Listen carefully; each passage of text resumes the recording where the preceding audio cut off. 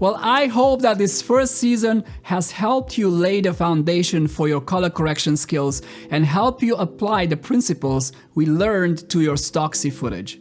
Remember that even if these are some very basic skills we covered, they are the pillars of color correction and we will be using them in our future tutorials. Here are some takeaways from this season. Make sure you analyze your Stocksy footage with a critical eye and double check using scopes. They are your compass in the fog.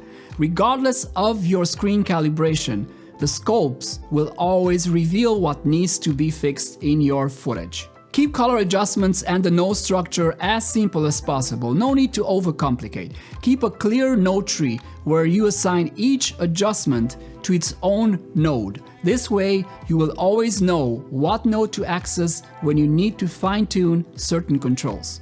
Keep in mind that you can do most of your color correction just by using the lift, gamma, and gain controls in the primary wheels.